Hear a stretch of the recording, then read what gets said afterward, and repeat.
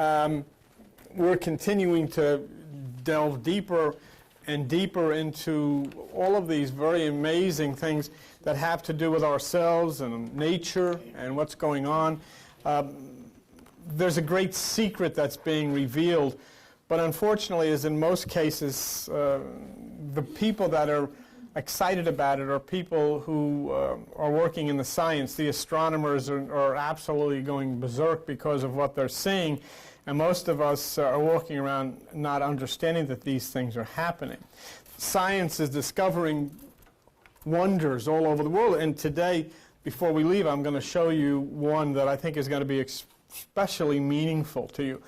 But what you have to understand, and I can realize that in your busy day-to-day schedule, many of you are not exposed to this, but what you have to understand is that astronomers are seeing things in the sky that they have never seen before, that no one has ever seen before.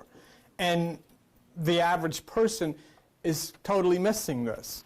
And what I'm trying or going to attempt to do now is see if there is a harmony in all of what's happening between, and let's take it to its finest point or its smallest point, the microcosm, to the largest point, the macrocosm.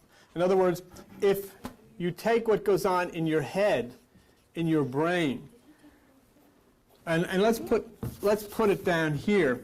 If you take what goes on in your head or your brain, the lady comes up here, and then lift it up, and then say, well, okay, is that thing confirmed? We use a Bible because in our Western culture, if you were in another culture, you could use anything. I mean, it all is going to come out the same because it all does.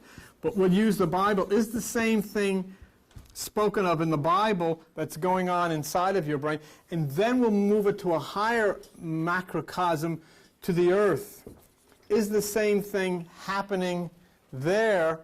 And then we'll move it to the highest macrocosm that we can conceive of, and that is the universe, and say, is the same thing. In other words, is everything the same? Are all of these things in complete harmony? And if they are, there was a statement by Buddha many years ago, and he said there are three things that are necessary for you to feel fairly confident that you've arrived at the truth. One, do you have a document? Because you have to have some kind of basis of which to evaluate things. We have a Bible. This is what we use in our Western culture, so we have a document. Buddha said the second thing is, do you understand it? The understanding part of it is critical.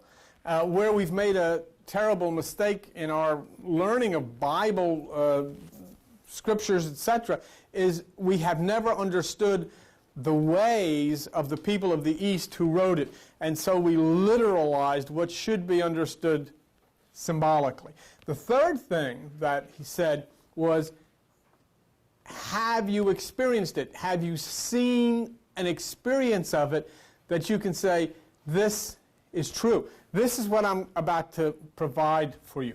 I'm about to provide for you a documentation, a confirmation that the experiences that go on in your body are the experiences exactly as they're laid out in the Bible, are the experiences exactly as you see them in the earth, and are the experiences that are happening now in the universe. Let me give you an example of why it's important. If the solar energy, which is the light, the sun, the single eye, whatever you want to call it, the sun, moves from the solar plexus of your body to the pineal gland of the brain, it's supposed to cause this tremendous enlightenment. You don't know. But on the other hand, you do know that if the sun of the earth and the sky moves to that which is the same as the pineal, which is Aries, there is a tremendous change. So in other words, there's something you can see that equates with that. You can see, go outside here and look at what is outside in the condition of the earth outside the door, and then think back when the sun was in a different position and there was 20 inches of snow out here and ice and all of the kind, and you were in the house and the heat was running. So the entire life force has changed. It's nothing the way it was. You can't even compare what it's like out here and what it was like when there was 20 inches of snow and trucks going through and plows and you're trying to get your street plow. You can't even conceive of that because there's no comparison. Well then, if something is going on in the universe that is the same as this, do you see the impact it's going to have on the entire world? What's it going to do? The same kind of a change that occurs when the sun is in Aries and you look outside now as opposed to when it was down in the bowels of the earth and there was snow all over the place, the same kind of change occurs now through the universe and the entire earth process because of something happening on a larger scale. What goes on in your head and in your body, which is documented in the Bible, goes on in the earth and the sky and is going on in the universe right now. And we finally have found it for the first time. And this is what makes it so awesome. Because if Kundalini explodes the pineal gland of the brain and causes this enlightenment, if the sun explodes Aries and causes summertime, then what's going to happen when the single eye in the sky explodes the light and the entire universe is, excuse the word, consumed in it? Okay? See, we're talking about these things on a Sunday morning in a place that's called a church. And the reason that we are talking about it in a place that's called a church is because we have found a connection between words in this book and all of this stuff. That's what makes it very, very interesting. Because the document that we have is not out of step with what actually happens physically and scientifically. Have you noticed that all of the scientific advances that have been made on the planet Earth have been made within the last 100 years? The first 45 million are a complete blur. I mean, 100 years ago or so, people were writing with quill pens. And they had gas lamps, and, I mean, horses run. I mean, mode of transportation in the western part of the United States was a stagecoach with 6 horses or 4 horses going over dirt roads. That wasn't that long ago. It was in the 1800s. Now you got 747s got the speed of light going across. How is this possible? And what happened? But not only if it was just stagecoaches 100 years ago, what was it before that? So you got millions and millions of years of absolute nothing, absolute darkness, and then suddenly, all of a sudden, somebody finds out you can make a car. Somebody finds out you can make a train, you can make a plane, you can make a computer. All of a sudden, people find this stuff out. Do you think there may be a logical explanation as to why everything was in a blur for all these millions of years, and then suddenly people start, could this enlightenment, this understanding, have any connection with angles of electromagnetism impacting receptors of the brain? I say, could the fact that the planets and the constellations and the galaxies have shifted into a different configuration which causes the angle to impact in the brain and cause an arc? And of course, in religious circles, they'd say, you know, this is an angel, and of course we've been through all of that, and the arc that is caused in the receptors of the brain is called an archangel. But it's an angle which causes an arc between receptors in the brain and causes neurons to fire. All right? So is that possible? Not that this was done by God, but this is just a natural progression of, look, if you have February, it's cold. And there's snow. Now, you have June, and it's hot. There was no God that said, I'm going to make this. This is just a natural thing. When this gets out of the way and comes back to February, it's going to be cold again. And when this gets out of the way and comes back to next June, it's going to be hot again. Well, it's the same thing. This is a microcosm on the Earth. When you go up into the sky, into the universe, you move through all of these different months of the universe, which have names such as Sagittarius, Capricorn, and all that kind of business. But when you get to that month called Aquarius, something happens to the mind. And what happens to the mind is people start to understand.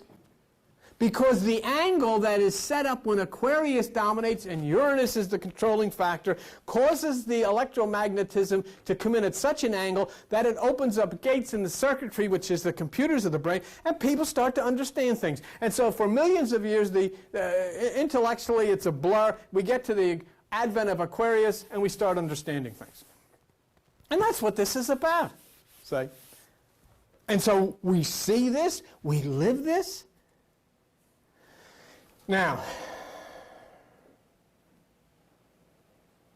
what happened then, if you would, is we went through the Dark Ages when all of our religious friends were burning old ladies at the stake, in the name of Jesus and all this kind of stuff, and then, building up their heritage of...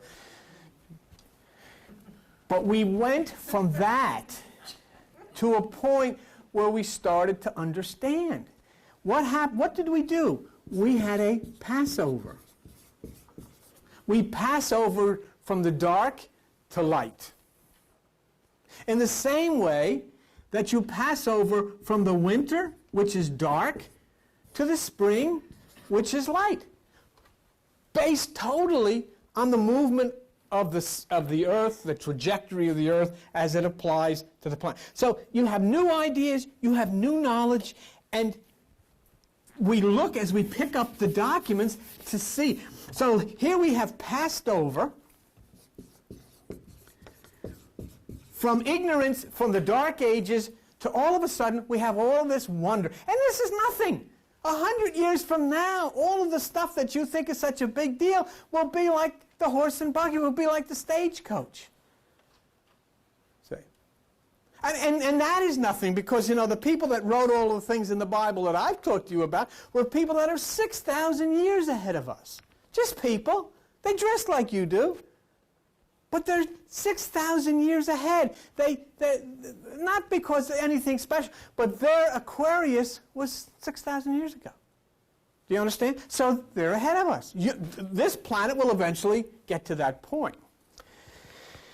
So when we talk about the Passover from ignorance to enlightenment, we look at the Bible. The Bible itself speaks of it. And let's take a look at it on page 859. And we'll take our time with this because I want you to try, to understand what I'm talking about and to understand what's going on here. And this is why. Let me just set you up for this, okay? Something has happened in the sky. What has happened is that after they discovered the 8 planets which reached up to the pineal, they discovered the 9th in Corona Borealis, which is the crown. It's all written for you. It's scripted for you. In other words, the 9th was right where it had to be in consciousness. Once the impact of that energy reaches the higher mind or the mind in consciousness, the next thing that would occur after that would be an explosion of light, the pineal gland of the brain. That's what you call kundalini in the words of the Eastern people, okay? Well, what has happened since they discovered Corona Borealis is this revelation of the discovery of this tremendous supernova. It is the eye in the sky, and it is what the astronomers say nothing like it has ever happened before. I am going to give you a picture of this thing, which if you have socks on, they'll fly off your feet right out because they'll knock you out. When you see this thing, you will say, that cannot be. It is absolutely unbelievable. And you will read a quote from Dr.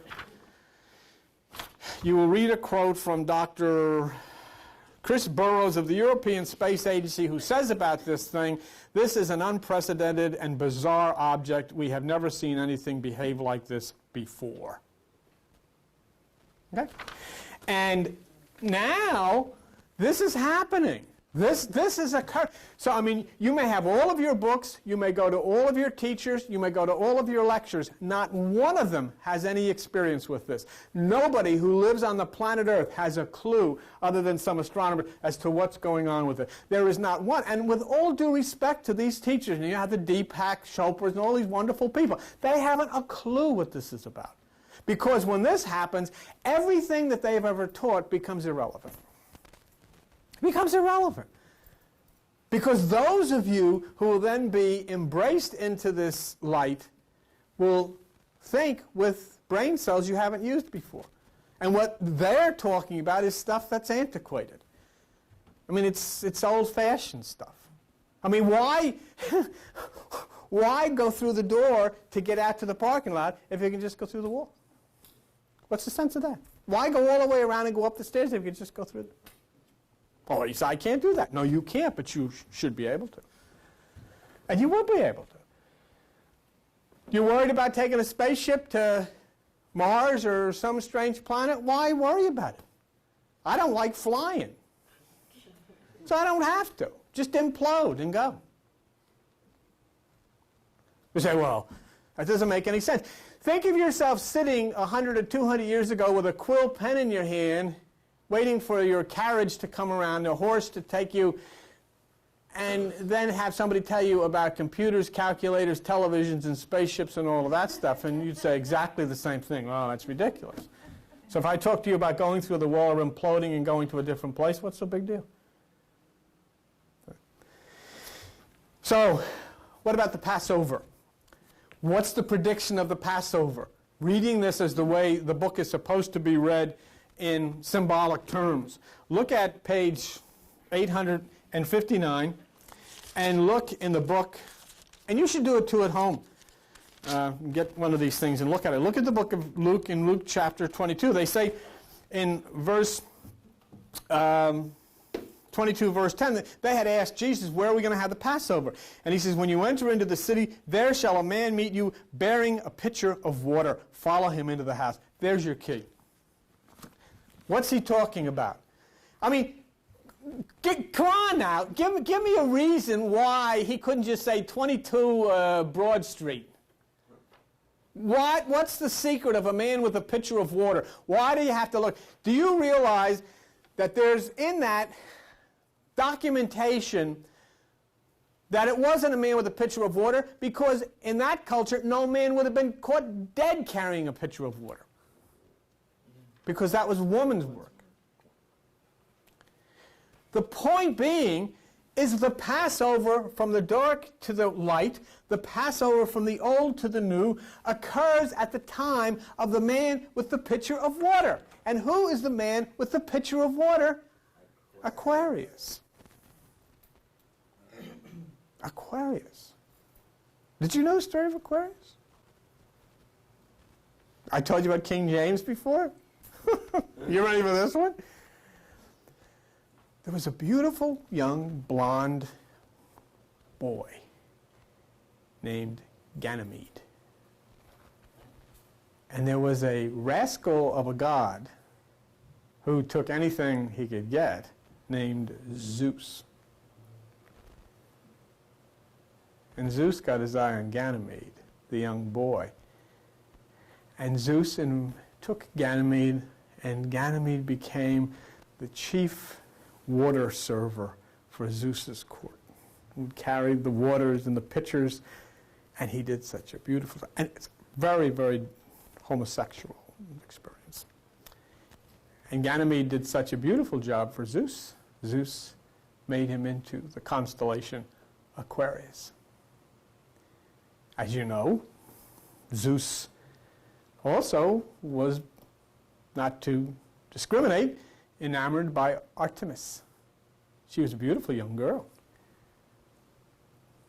And he had a habit of making constellations out of his lovers. He would go up to them and say, I can make a star out of you.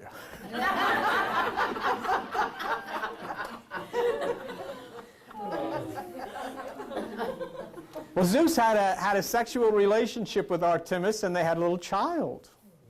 And the little child's name was Arcus. Well, Mrs. Zeus found out about this. This is true. So Zeus said he's got to get Artemis and Arcus out of town, and he made constellations out of them.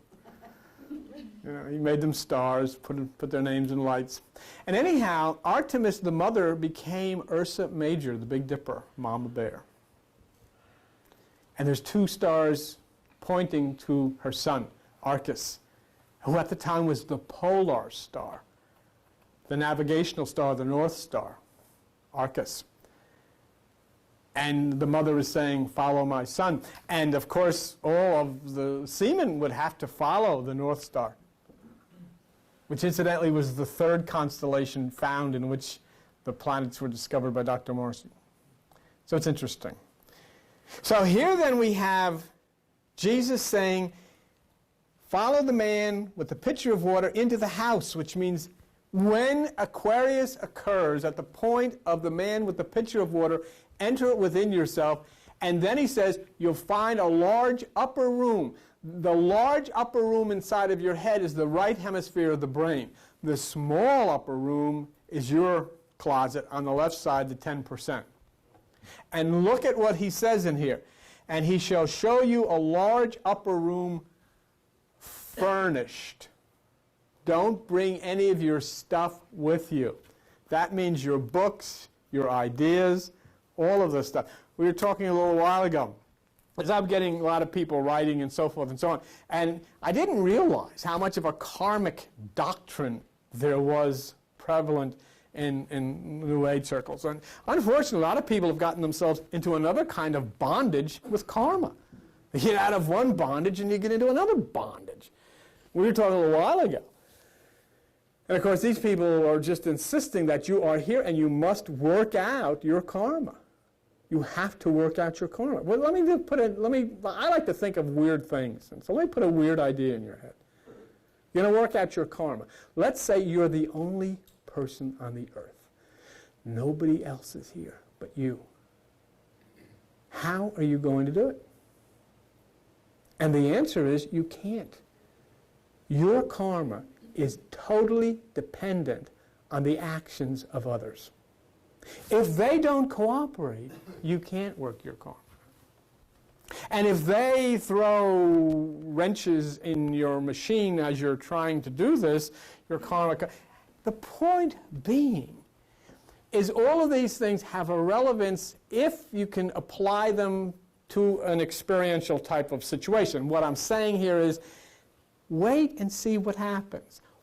React to things that occur. But we've made another doctrine about something else that nobody can prove. Nobody knows anything. Nobody has a clue. But somebody else said this is the way it is. Somebody else said, well, I think that's a good idea, and then it became a doctrine. But it's not, as George Gershwin said in his song, it ain't necessarily so. But if you'll notice then, the universe is moving itself into a position where it will affect the mind by these new angles of electromagnetism. Things will change. See? So if that's true, if the universe and the mind are going to have this change, then we'd have to say there has to be a harmony between the two. The universe and the mind would have to be the same. Something would have to be, totally in sync between these two. There'd have to be a pattern for the two to work together. If you have an appliance at your house and it's made to run on AC alternating current, you can't plug it into DC. It won't work. There has to be a harmony. Whatever you plug into must be able to accommodate. If you put speakers up and you're going to play music through them and you have the wrong ohms, you can blow the speakers out. So there has to be a harmony. You can't put a three-pronged plug into a two-pronged outlet without destroying its purpose. So there always has to be a harmony. So if these things are working together, if the universe and the mind are going to work together, then there has to be a harmony. We know, for instance, that the intellectual and usable part of the brain is the 10%, which we call the left side. It's actually not the left, but it's the 10%. This is the thing where the church got into your pocketbook, remember, because they said you got to give 10%. Well, that's not, they were reading literally and wanted 10% of your wallet. What the Bible was talking about was metaphysically, you give the 10%, which is the left side, when you meditate. You shut it down. And when you give the 10%, which is the left, then you open yourself to the 90%, which is the right. Okay. So, I mean, it just shows you how, mercenary this can get and how people can twist this to fill their own pockets and destroy what... Anyhow, when we talk about the left side, and we're talking about a harmony between the mind and the universe, we have a left side 10%, we have the right side 90%. Left hemisphere of the brain, the intellectual hemisphere, right hemisphere of the brain, the spiritual hemisphere, and so forth and so on. Today, Joan handed out to you a couple of new pages. I want you to look at page 63 of the material that you were given. Okay? There's two things that are interesting here by Dr. Gary Toller of the Goddard Space Flight Center in Greenbelt, Maryland. Two things that are very interesting. He's from General Sciences Corporation.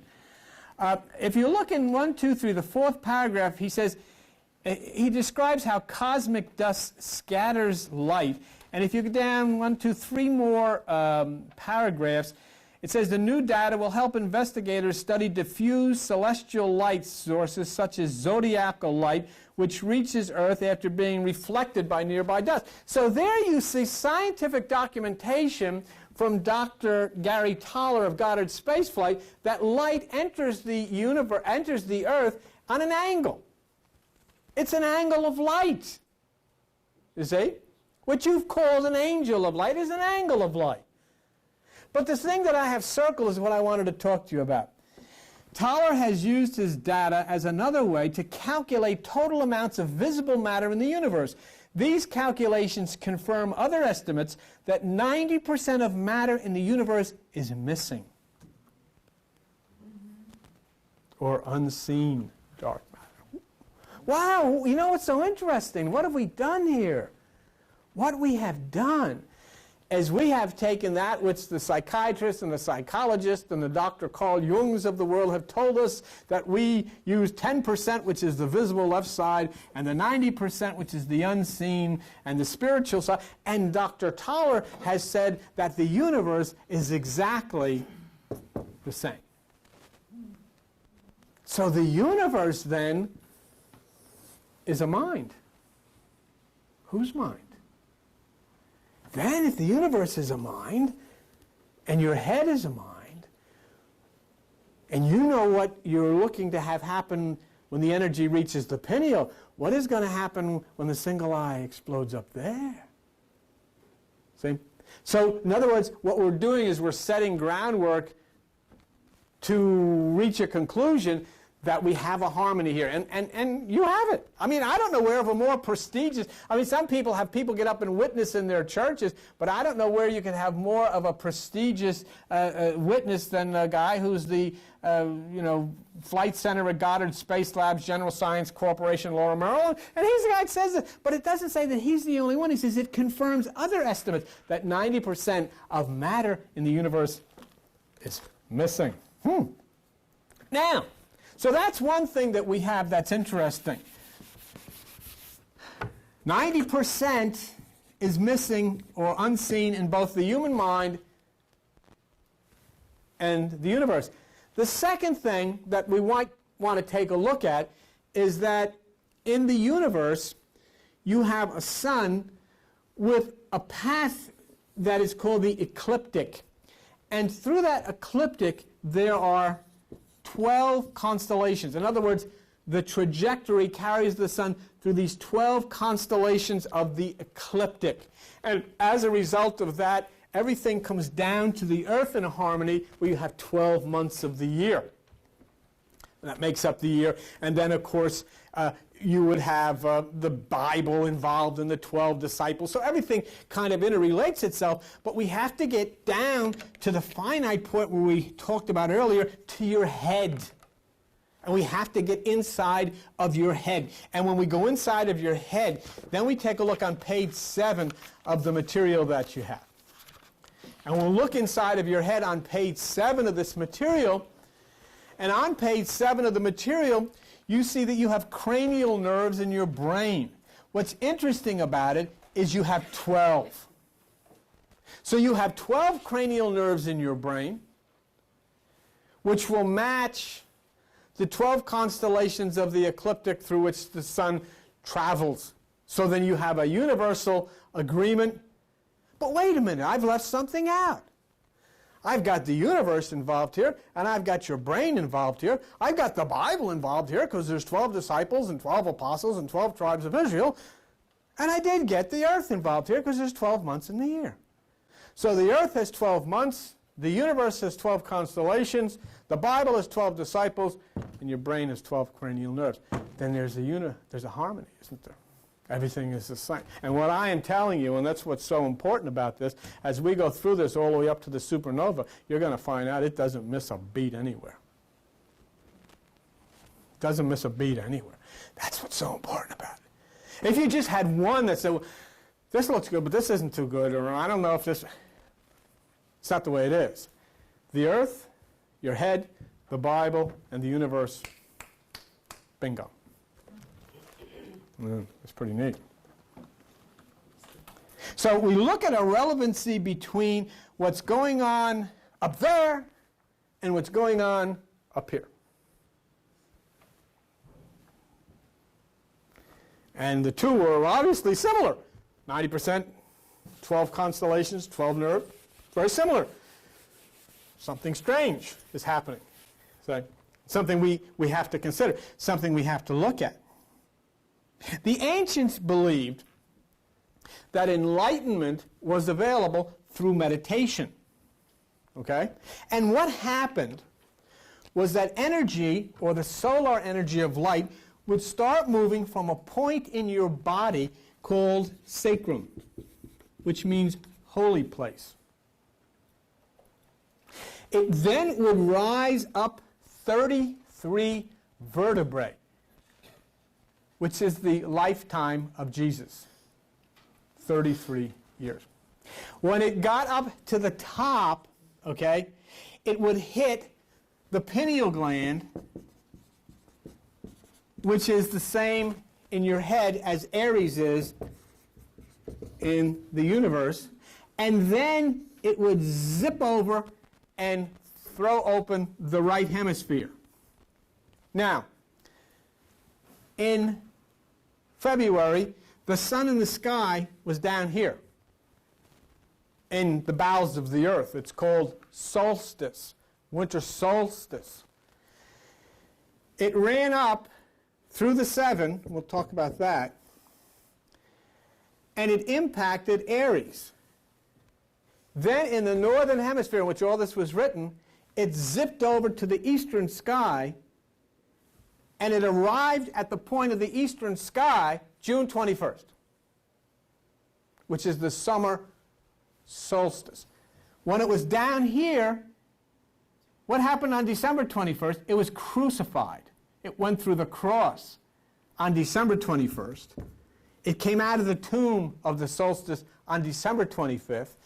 It resurrected to the Lamb at the spring equinox, and then what they call celestial right ascension, right ascended to the eastern point at June 21st, which, according to my calculations, was yesterday.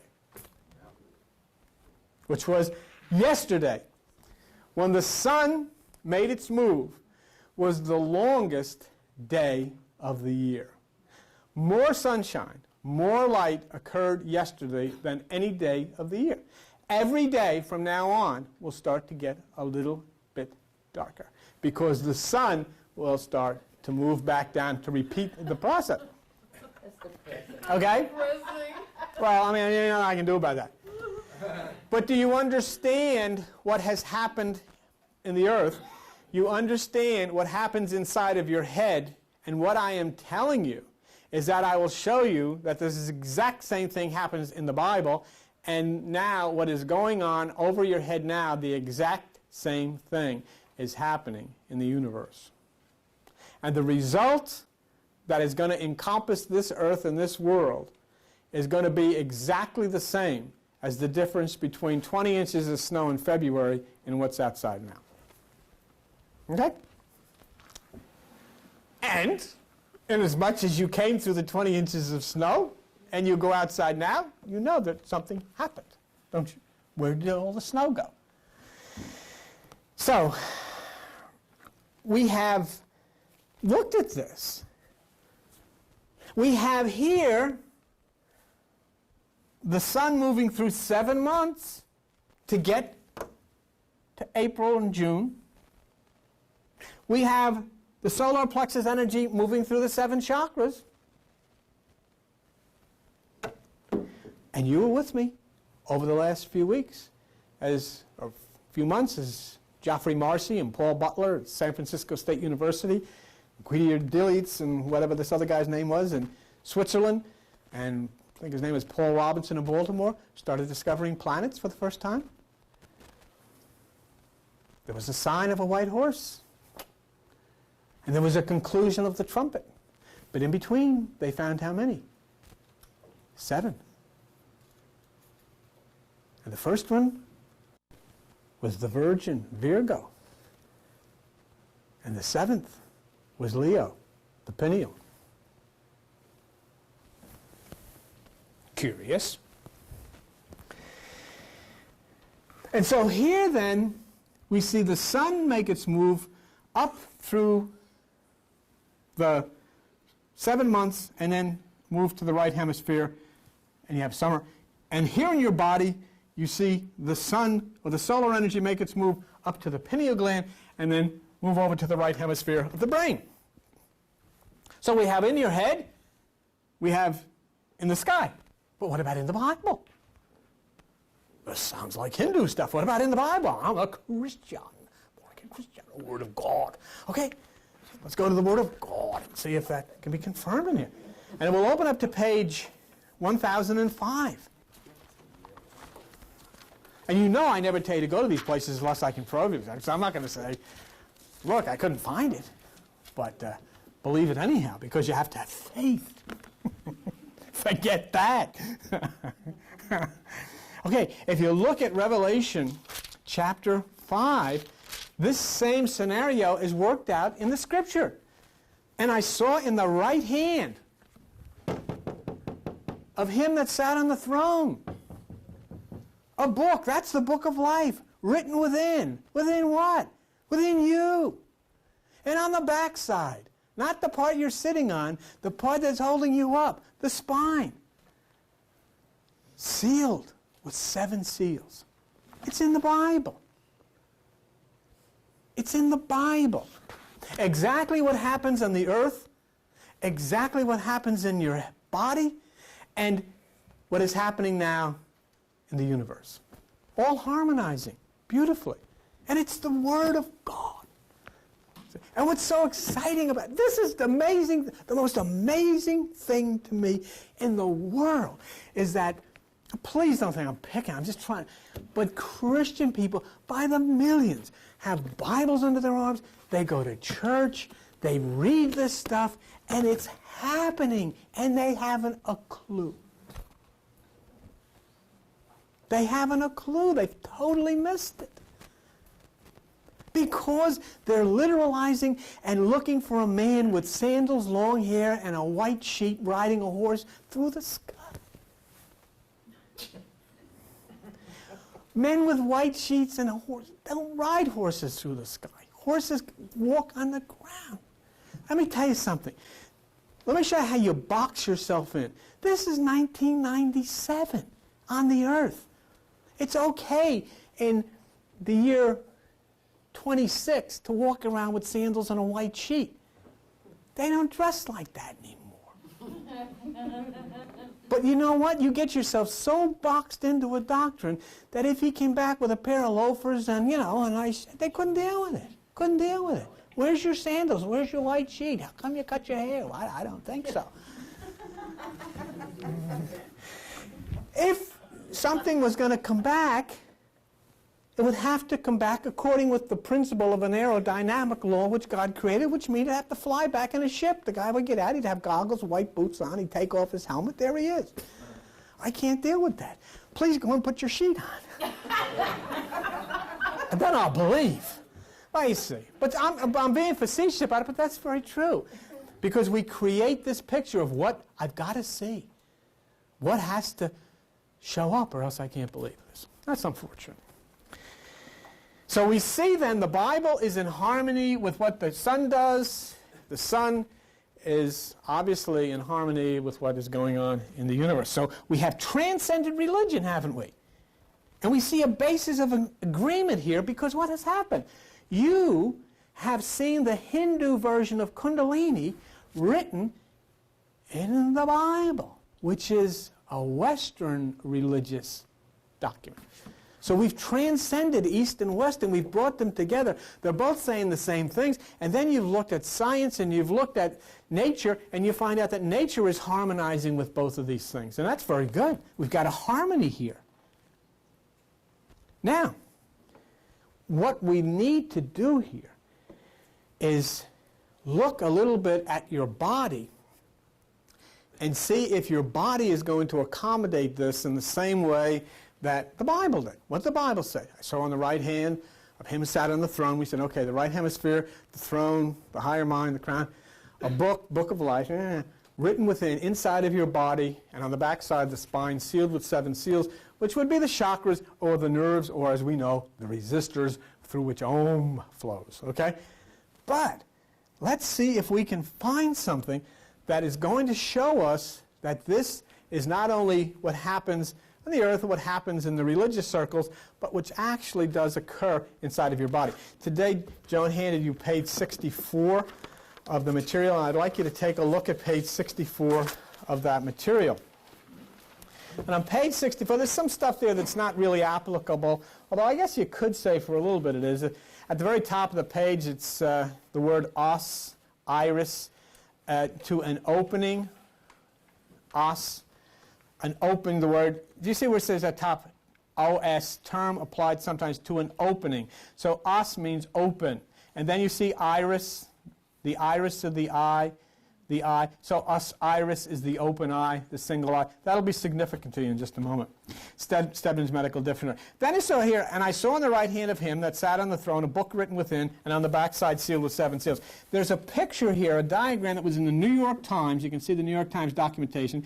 And in the lower left-hand corner it says Dr. Alfred Louis and from a book called Hormones. But what I want you to do is read the lower right-hand corner in which he says, after traveling through nerves in the spinal cord, the signal reaches the pineal gland. In the absence of light signals, the gland begins production of melatonin. You see that? And so what he has said is in your body, it's exactly what happens as to what you read in the Bible. And you know that that's exactly what happened because the sun, which was in the lower part in February and it was snow, now has made it to the higher part and to the right side, and it's summertime. So I think we've got something here. I think something has been put together that we can say our bodies, the Bible, and the earth are in harmony with this particular idea. It actually does occur. Okay? I don't know how else or what else I can give you to show you that this does happen. But we have documented this activity in Eastern thought, Kundalini, in Western thought, the biblical book of life, and in science. And not only that, we then can put into practice Buddha's instructions. We have the book, we understand it, we see it. It's not snow 20 inches, it's hot and it's summer out. So then this must have happened. There's no other explanation. Okay? The sun, the trajectory of it must have taken it to this place. Okay? So phase 2 of our project then here would be to determine if this same activity is going on in the Earth. Is there a movement through the 7 to the point of enlightenment? We'll look at the Earth, we'll look at the smallest microcosm within the brain, and then, we'll reach a conclusion. And so we're going to end this here because I want to get to the point of showing you the eye in the sky. But the question is, does the sun move from a point of the lower sacrum up through the 7 to the pineal and then to the right side, causing a passover? Now, there's 2 ways we can look at this, and I promise you this is as far as we'll go. We can look at this 2 ways. Let me take this out of here so writing it to make it a little easier. Let's look at it one way. December 21st, the sun is on the cross. Shortest day of the year, dark, deep meditation, chakra 1. Then moves to January, chakra 2. Then moves to February, chakra 3. Then moves to March, chakra 4. Then moves to April, chakra 5. Then moves to May, chakra 6. And then moves to June 21, chakra 7. And as it does, it moves in the northern hemisphere to the right side, which is called in astronomy celestial right ascension. All right? If you go out and you look at that star map that's hanging on the wall as you come out on your right side, and you look down in the lower right-hand corner, you'll see a measurement of what is called RA. Everything is measured in astronomy on the basis of RA, HR, and DEC. HR is hours, DEC declination, and RA is right ascension. So the sun, the reason that Jesus ascends to sit at the right hand of the Father is he's the Son. And the Son ascends, but it doesn't ascend like that. It ascends like that. It's celestial right ascension. It ascends up and moves to the right. So the celestial right ascension then would fulfill the Passover here at this point. You pass over from winter to summer. Completely new. All things become new. Old things have all passed away. And so that's like when you're looking at your life and you have been hit by some snowballs or you've had some icicles sticking you. Remember what happens inside of you when this sun moves up and sits at the right side. You move from the winter and the howling storms which has been going on inside of your head to the tranquility of the meadow and the gentle brook and the summer of your life. Let me look at it one other way before we go. We can look at it another way, and I don't think, whichever way turns you on, who cares? You can look at it this way. The sun born out of Virgo in September, okay, chakra 1, through October, chakra 2, through November, chakra 3, through December, chakra 4, through January, chakra 5, through February, chakra 6, into March, chakra 7. This would be more consistent in the biblical type of thing because you have the virgin birth, you have the crucifixion, and then you have the rebirth, and then you have the ascension, and then up here you have the sun consuming the pineal of the brain at chakra 7, and at that point, after the 7th pineal is consumed, then the sun moves and sits at the right hand. So I think you probably, because it's interesting where you have the resurrection and so forth, and astronomically it happens December 25th. In the Bible, it happens in the spring. Okay, but nonetheless, if you look at this one, it probably is a little closer to the biblical concepts. Doesn't really matter. The point here that is important is there is a movement upwards through the 7, culminating in the sun consuming the Lamb. Now, the Aries is the Lamb of God. And one way or the other, if you use the old way or if you use this way, the sun consumes the lamb or the ram. And that's what's important. You cannot have this unless the sun consumes the lamb. Now, what happens here is that the lamb or the ram of God, Lamb of God, when the sun consumes it, the sun is the fire. This is the Old Testament burnt offering that you've heard about. I mean, you know, it's stupid that the sky up in the heavens somewhere says, I'm not going to be nice unless they cook sheep. What is that? All right. Well, now we understand that if the sun roasts the lamb, if the fire roasts the lamb, then we're going to pass over from winter to summer.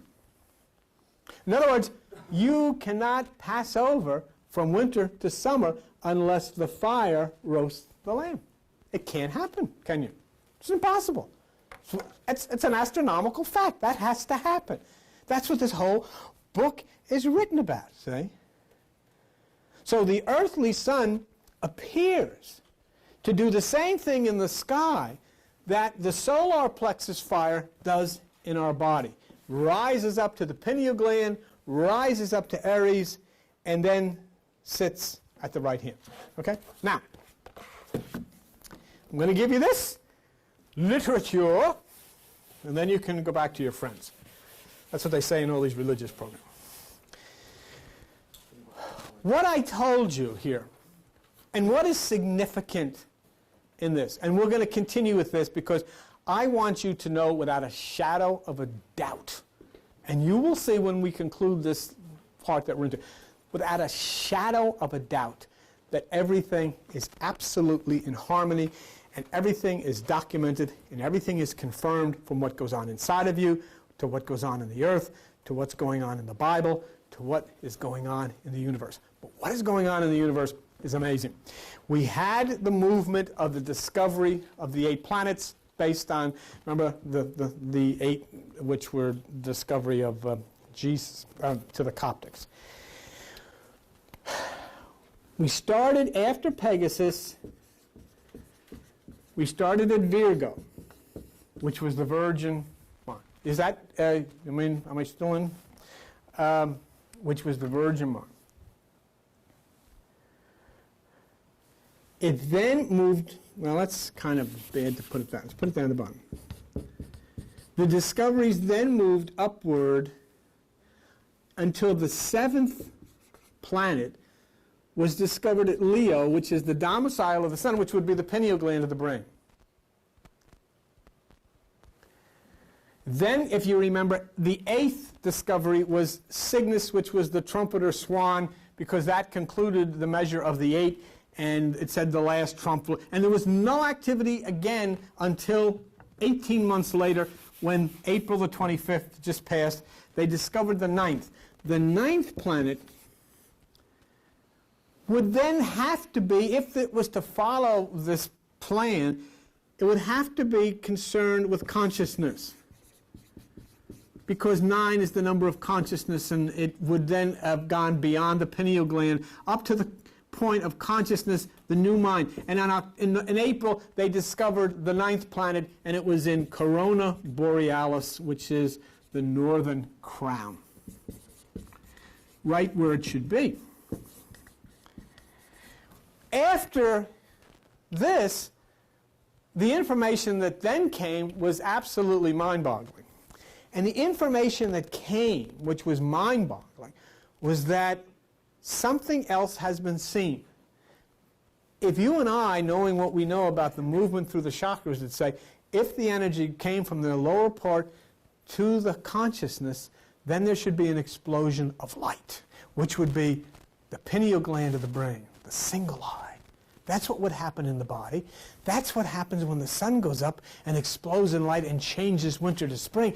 So now something would have to happen. And what I am about to show you, what I am about to give you, okay, is what occurred. if you look at this, this is human. Okay? And the pineal gland or the third eye is there, right between your... In fact, they used to use the pineal gland to measure if there was brain swelling. They have found the supernova, which eventually is going to... It's exploded hundreds of thousands of years ago. I would just have you hand these out, and you look at it, and... Wait. I would hand these out, and you just look at it, and then you'll read on page 66 where I have the arrow as to what Dr. Burroughs said. All I can do is show you this thing and show you how serious it is. You look for yourself and take a look. Okay? That is a photograph from Hubble of the eye in the sky. And how much more proof do you need?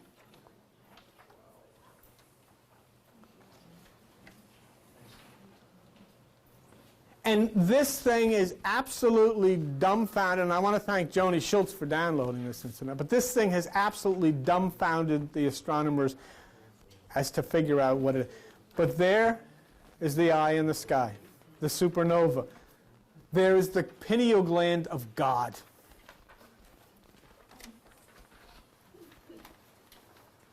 And would you please take this over, Joan, and show the people on top. You're going to have to focus to get in close, but I want everybody out there to take a look and be able to see this, okay?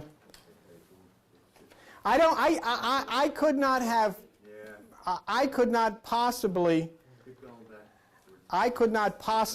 have drawn this if I wanted to make it any more obvious to you. What you are saying, but if you look, did you turn to page 66 and read the comment of Dr. Burrow? In which he says, we have never seen anything behave like this before. What are these things? What are these rings? It obviously is the third eye. There are two eyes, the large circles. There is a third eye in the center. It is the supernova. And it has come to our knowledge right after the discovery of the ninth planet, which was Corona Borealis, the crown. That's God. That's the pineal gland of God. And now will come the enlightenment. And what I'm telling you is so spectacular about this is now is the point when everything that you've ever read, anything that you've ever been taught, anything that you've ever heard or believed, you can put it in the toilet. It means absolutely nothing, because look what's coming. And this is going to consume the earth in its light.